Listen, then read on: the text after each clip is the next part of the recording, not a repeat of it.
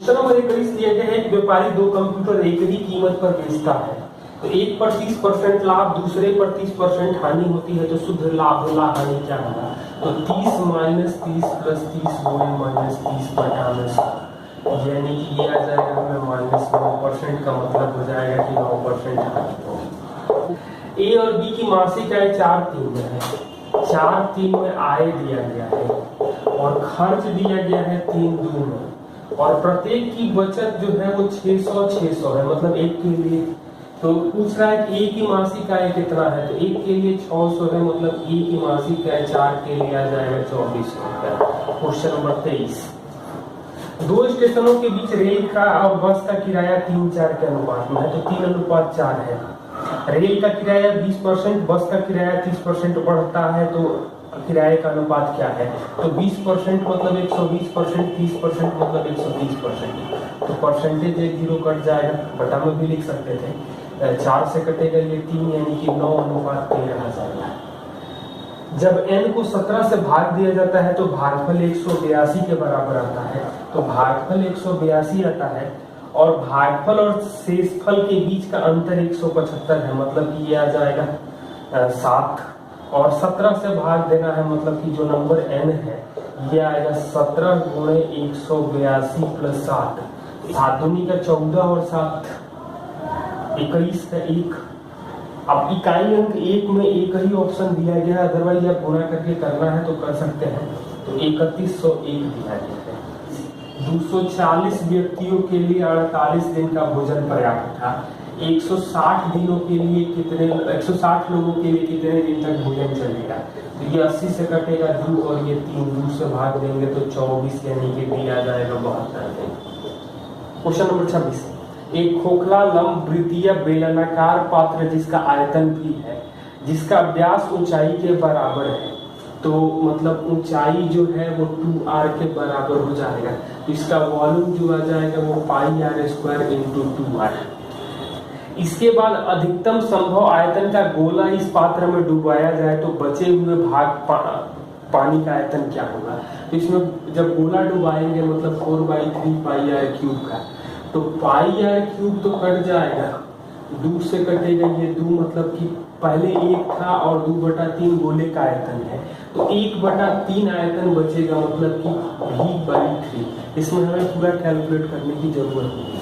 Question number 27, 3 समानांतर रेखाएं XYZ दो तिर्यक रेखाएं MM द्वारा काटी जाती हैं, तो 3 रेखाएं हैं XYZ जो M और N द्वारा काटी जाती हैं, ये रेखाएं M और N हैं।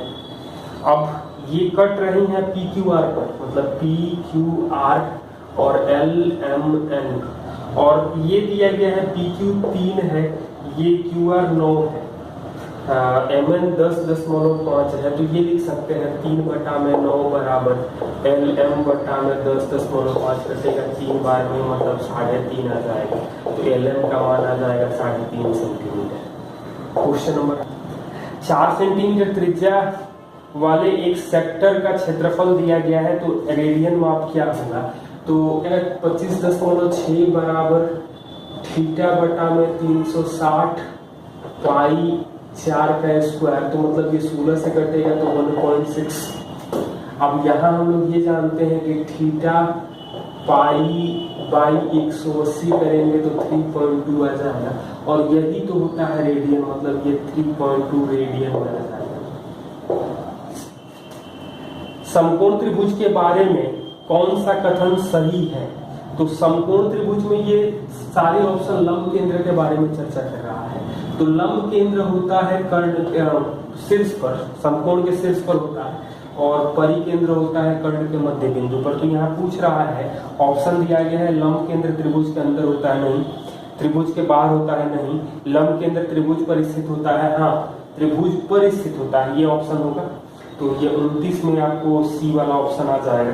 क्वेश्चन नंबर 30, नंबर 30 में दिया गया है कि मान लीजिए कि त्रिभुज ABC है, तो ABC एक त्रिभुज है, BAC का कोण द्विभाजक, मतलब कोण द्विभाजक है, तो ये कोण दोनों बराबर होगा, तो ये A होगा, ये B होगा, ये C होगा, मतलब इसको लिखेंगे CX और इसको लिखेंगे BX, क्योंकि कोण समद्विभाजक भुजाओं को उसी अनुपात में बांटता है। यहाँ पे कुछ ऑप्शन दिया गया है और ये दिया गया है ए बी छोटा है बी एक्स से, ए बी बड़ा है बी एक्स से, ए एक्स बराबर है सी एक्स के और नन ऑफ दीज, ये चार ऑप्शन हमें दिए गए हैं। यानी कि यहाँ से हम लोग लिख सकते हैं ए सी बाई बी प्लस सी, मतलब ये डी नाम, सॉरी ये एक्स नाम है। यहाँ पे लिख सकते हैं A B upon B plus C. अब यहाँ कह रहा है कि ए बी का मतलब है सी छोटा है या बड़ा है, तो सी एक्स ए एक्स जो है तो ये माध्यिका की लंबाई भुजा से संबंध, तो एक चीज समबाहु त्रिभुज में देख लेंगे तो माध्यिका मतलब ये एक होगा, ये दो होगा, और 3 होगा, तो ये बराबर नहीं होगा, मतलब तीसरा वाला तो होने का सवाल नहीं है। अब यहाँ पर हमें ये मालूम है कि ए इन दोनों के लिए पूछ रहा है, तो ए बी का मतलब है सी और बी एक्स दोनों केस में है, मतलब कि ए सी बाई बी प्लस सी।